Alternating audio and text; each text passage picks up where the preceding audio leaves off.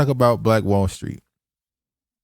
Coming home, survivors of the Tulsa Massacre are taking a trip to Ghana. I got some words for you too. You too, Ghana. We ain't forgot what you did in 16, 19. We ain't forgot what you did. Damn, you got some more for them too? we damn sure should have some smoke for them. All right. Well, let's go ahead and show the video of their trip to the motherland. Hold on, They tell you that's our motherland. Ghana welcomes survivors of 1921 Tulsa Race Massacre, Viola Ford Fletcher, who is 107 years old, and her brother Hughes Van Ellis, 100 years old. The two are the last known living survivors of the 1921 racist massacre in Tulsa, Oklahoma. This is the first time they stepped on the African soil for a tour in Ghana. The visit is part of a homecoming campaign organized by social media platform Our Black Truth. The biggest historic African diaspora that has come back to us. And, when President made the announcement on Beyond the Return 2018 in DC and celebrating Beyond the Return in 2019, we never thought of having one of our siblings who was forcibly taken away, generation from that, to come out 107 years old and have the passion and interest to want to visit Ghana. Not only by herself, but also bringing the younger brother along who is 100 years old. Historians say that as many as 300 African American residents lost their lives and nearly 10,000 people were left homeless in the 1921 incident that drew the whites against the blacks.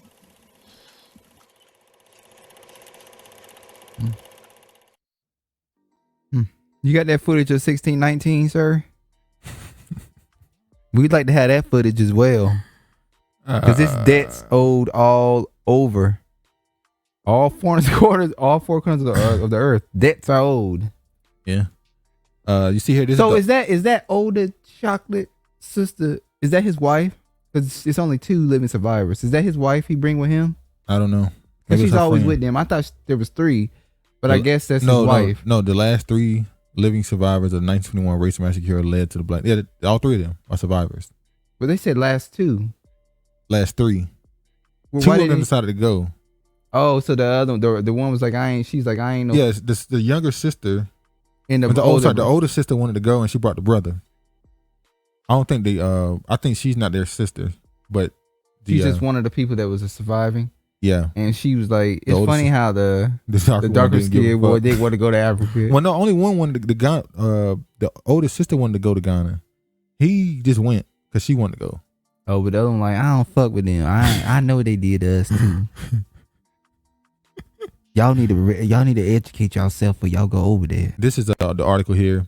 Viola Ford Fletcher, one of the 3 last known living survivors of the 1921 Tulsa Race Massacre, is finally getting the trip of a lifetime. Both mother Fletcher, as he's known, along with fellow survivor Hughes Van Ellis, known as Uncle Red, are leaving for Ghana, Africa this week.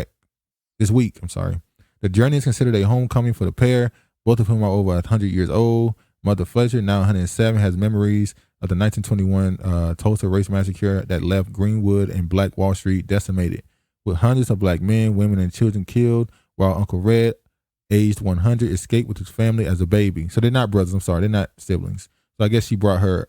Was Uncle Red in the military? Yeah.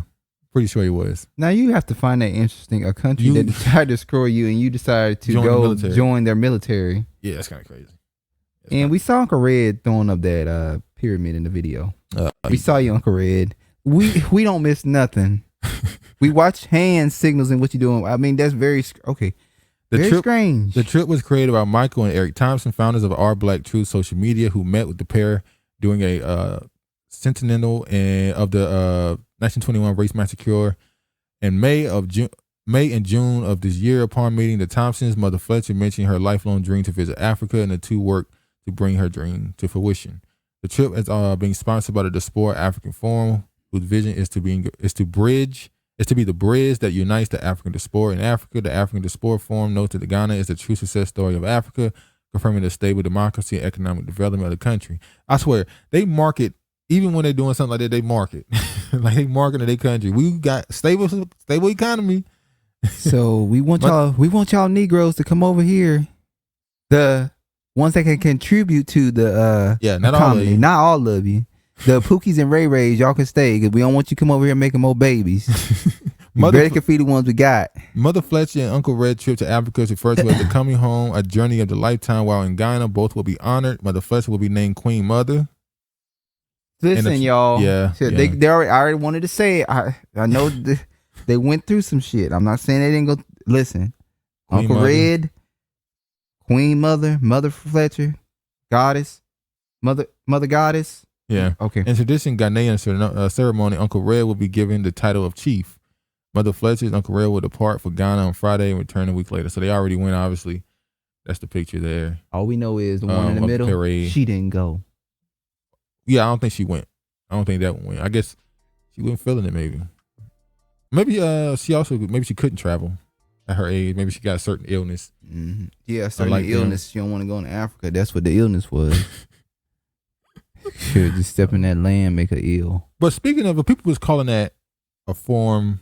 People were so proud of it. I saw a lot of Pan-Africanists celebrating it. Somebody said that ain't reparations. Nope. Remember a couple months ago, remember when this happened? Congress introduced this bill providing reparations for Tulsa Race Massacre. What happened to that? They introduced a bill. They gave them some, they offered them some chump change and they said they didn't want it. Yeah. And Biden's like, well, fuck it, I ain't coming then. Yeah, that is what happened. Supposed to be going to Tulsa, Oklahoma. They're supposed to have a big thing. They was hoping that they would take this money and it would be like, oh, they took the money, present the check, all that stuff, blah, blah, blah, like that. Like some money put to go into it a wanted fund. It wanted the millions. That's all I know. I think it was like some money put into a fund. It was they was gonna offer them $100. I think it was $100,000 each, and then they were gonna take the money and put it into it was other money they're gonna put into a fund. Yeah, they're gonna take, like you said, take more money and put it into a fund. Yeah, which we don't know what fund that was gonna be. I guess it's supposed to be for the city. I don't know. But you said this was May 25th, 2021. This is what she said. I will never forget the violence of the white mob when we left our home. Viola Mother Fletcher testified before Congress last week. I still see black men being shot, black bodies lying in the street. I still smell smoke and see fire. I still hear the screams. At 107 years old, Viola Fletcher is the oldest known living survivor of the 1921 Tulsa Race Massacre. Her family escaped the terror of the white mob that descended on Greenwood a century ago, but lost everything in the process. Last week, she, along with her brother Van Ellis, they are brothers. Okay. Yeah, that's her brother. That's her brother. All right. They look alike. The fellow survivor, Mother Leslie Randall, that's her fellow survivor, Mother Leslie Randall, 106, testified before Congress. Oh, they call her mother too? No, I think they just pointed out that she's a mother. That's kind of strange. Make sure to put mother. The other one, the her darker nickname is Mother. Okay. But they just refer to her as a mother right there. That's kind of strange. It's not strange. We know why they call her mother. Oh, we know. But I'm just saying, like, that should Mother be pointed Goddess. out. Yeah, that should be pointed out, maybe, possibly. I mean, you have some people, like church. They say mother of the church, which was the same, tie back to the same shit. Mother Goddess of the church. But anyway, there are some people that are called mother. Funny enough, our aunts and uncles and our mama didn't refer to their mama as mama. They refer to her as mother. That was her nickname. We thought it was so Mother. proper. Mother. Not mother. We say mama. They called, that was a name for them. It was mother. We say mama. Or we had a nickname. We called her, but we said mama. Now look at this. Lawmakers scrap qualified immunity deal in police reform talks. Now, remember, scrap the whole thing. That was Tulsa was supposed to get reparations. George Floyd Act was supposed to pass. Nothing has happened. Biden didn't do shit for black people. The only reason why people even give a damn about this bill was because of to get rid of qualified immunity. That was it. That was the sole purpose. That was the big joker. That was the glue in the whole damn thing. It was like, all right, all this other stuff is kind of, most of this is bullshit, but at least this part could be useful to us. And they just scrapped it. No, we're not going to get rid of qualified immunity. It's like, what is the point of y'all even being in office at this point, man? Let me show y'all this. I tell you need to go. I done said it so many times in our videos. The Black Caucus need to be exterminated. They need to go. They do absolutely nothing for black people. Nothing. They worry about other people, other groups, Latinos. What was it Biden did? What was it called? The Dream. Yeah, the Dream Act. They more focused on the Dream Act than they is reparations. They did anti-Asian bill, anti-Asian hate bill. But niggas can't get anyway. As a negotiation for George Floyd justice, the Policing Act continues in Congress. There are emerging reports that changes to qualified immunity have little to no chance of making it into the final bill. This bill was written August 18th, so very recent. Qualified immunity protects government officials from lawsuits that allege that individual violates a plaintiff's rights. As it relates to police, it protects officers' personal assets, including their pensions, from being awarded in lawsuits. Instead, lawsuits related to the violation of rights by police officers usually name their municipalities as defendants.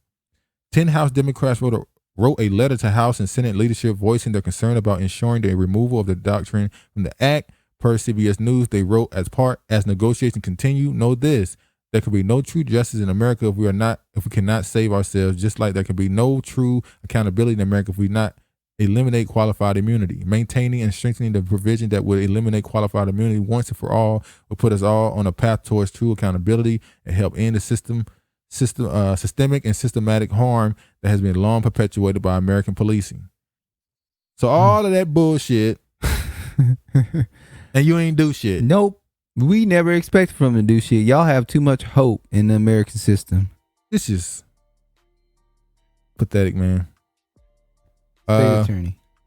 So qualified immunity is out. They ain't gonna do nothing. They ain't gonna do nothing. But I do want to talk about this.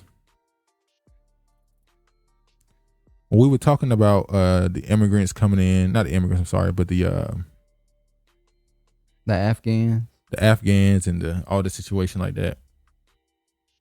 Bishop Talbert Swan, he said this. He said, a Latino man in his late 40s or early 50s driving a car with Florida plates pulled into my church parking lot today. I was sitting in my car and he asked if I was the pastor. He began to berate me because our church has a Black Lives Matter sign. Let me tell you something. Bishop Talbert Swan. Black and brown. Bishop Talbert Swan. There be some times he go in and you be like, good on you. But when you say something like Trump, he just lose his head. It's like, oh my God. When you talk about something like religion, Jesus being black or something like that, he spit fire. When we start talking about politics, he turned into a damn wet noodle. No spine at all. When you talk about politics, he's one of those, it's better to vote Democrat type people. Even though both sides are stabbing you, the Democrats is putting the blade in a little slower. Yeah. One is pulling a razor out on you. Yeah.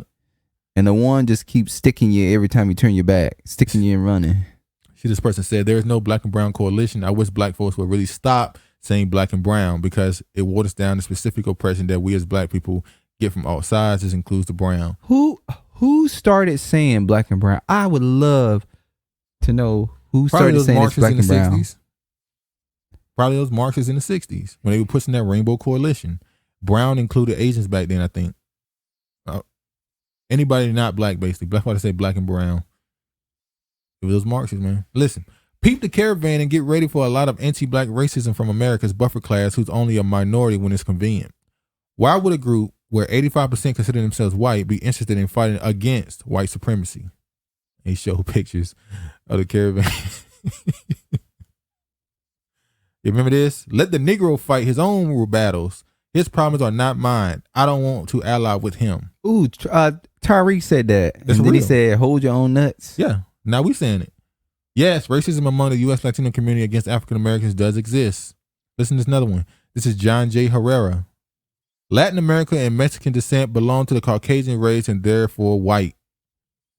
Look, Gus Garcia, Mexican American. I know niggas aren't getting their full share of democracy, but frankly, I'm prejudiced against Negroes, and I do not believe that they are entitled to everything that we get. That's your brown. That's your brown. That's why when I be seeing sectors of YouTube try to graft in the Latinos and certain things and Native American certain things, I lose my shit. It's infuriating. I can't even watch him. I get so irritated. I can't even watch him. It's absolutely ridiculous. Yeah, it gets bad.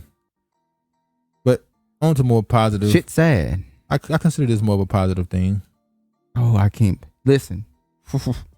It's a positive thing what Tariq is doing. You know. Tariq Nasheed.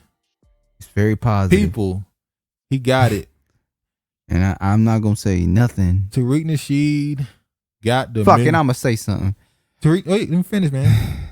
Tariq Nasheed was able to raise $1.1 million to build the Hidden History Museum. Mm-hmm. Now let me say this. Let me stop. Let me just get through this real quick. Tariq Nasheed says a lot of things I agree with. I would say I probably agree specifically politically. Maybe some cultural things. I probably agree with Tariq probably, what'd you say? 70, 80%, 80, 90? 85, 90% maybe? What about you? What's the percentage would you say you agree with him? 60, 65, 70. Okay, so 60, 65, 70. I say I probably agree with him about 80. He was able to he wanted the Hidden History Museum to be built. He needed $1 million, he said. Now he actually needs more, but this is just the start the campaign. Foundation. The foundation. This is just to start it out. He needed $1 million. He did it on Indiegogo. He had 1 month. I think he had 1 month to get it. He tell you why he's building it, the location he's going to be in, the people he's going to represent, true Black history, as you can see, which in one hand is very, very good thing. Very notable. Very noble thing to do. If you don't know your history, you'll never know your future. So I understand why he feels the need to do this. And that's the site he wants to build it at. It's a nice little size piece of land, especially in LA. It's also gonna bring attraction and tourism to that particular part of business. It's gonna help the local businesses. But what is your opinion on the museum? Man, there was a dude in the comment who got me. My opinion on the museum was, before I heard the video and you just telling me you found it on Twitter saying that he wanted to build a museum for Black people, and I was like, well, is that really something that's needed right now? Because we could take that $1 million and put it towards something I felt at the time was more productive. What would that be? We need our own hospitals. Okay, we need our own grocery stores. We need to have our own farming lands. Oh, so you think you would rather him use it to buy land for a farm? Buy land for farming. There's a food shortage going on. You need to really start investing in farming and making your own food. If you live in an apartment and you have a balcony, you could start a garden on your balcony. Well, let me say this. This is money he raised. This is money for something he deems as his goal. Now everybody has that's important to him. Exactly. So it's different goals for everybody. So I'll say this: I if you want a garden or a farm, raise the money to build it. So this is what he decided to use the money that people knew what he was building it for. He released a video telling you the details of what he's going to do. So clearly, that's fine. 10,000 plus people agree that they want this. Me as a black person who he's building this for to come and see. Right? History. Yeah. I have a right to say, this is the great thing you're doing, brother. Did you donate? I didn't donate. All right, then. But I'm still entitled to have an opinion. No, I don't think so. Well, that's your opinion. I think if you didn't donate, you can't really Why is that so? Criticize him for doing it. It's something that is for the Black community. It's for me. Just because I didn't donate for it doesn't mean I should not have an opinion on it. That sounds crazy. So I should just shut the fuck up and not say anything. I'm not saying you can't have an opinion. It's just if I go there and I visit there and I'm investing money in it is this going to be free? Black people can just come in, or Black people have to pay to get in here? It should be free. Correct. So if I'm going there and I'm paying money to see it, I should have an opinion on it, right? You ain't went there though. You ain't look. All I'm saying is, I get it. He set it up. They knew what he wanted to do. Clearly enough, people agree with him. Well, what bothers me is, for me, Dr. Umar Johnson took him forever to get money to buy a school, which I think is more important than building you could say a hidden museum is a part of a teaching moment for Black people But for me, having a school where you're able to teach different curriculums to is for black little boys, is that to me is more important than having a hidden museum. Well, here's the thing. It's just unfortunate to me that Dr. Umar Johnson took him forever to get it raised, and now he needs more financial backing. If he were to put up a fund saying, I need more funding because, we need to get such and such and such, he would be crucified if he asked for more money. Here's the thing. Right? He would be crucified. Let me just say this. But Tariq can ask for money to raise movies, and even though the stuff he asked for, I'm about to say that. he produces let me go. it. Let me go now. Everything Tariq Nasheed he's going to do, he's produced. Right? Well, let me finish. Let me finish. Everything Tariq Nasheed says he's going to do, he has produced. He movies, I don't know if he has merch or whatever. I haven't heard no complaints about stuff not arriving, no scamming, none of that. That's true. But I will say this is the first time he took on a project to build a building. This is the first time I don't know of any situation where he decided to get into the they're going to correct you in the comment section. Wait. I don't know any time he's put money into owning or to building a property up like Umar has. Now we're going to see how quickly that $1 million go into that property, and you realize I didn't even get nothing done. Oh, I need another $1 million. I need another $2 million. He was one of the people that criticized Dr. Umar Johnson when they got into their little spat. Yeah, just hold on. So I can't really use his history with making movies and compare that to his possibility of finishing a project like this. This takes a lot of time. You got to vet so many the contractors. It's going to take a lot of money.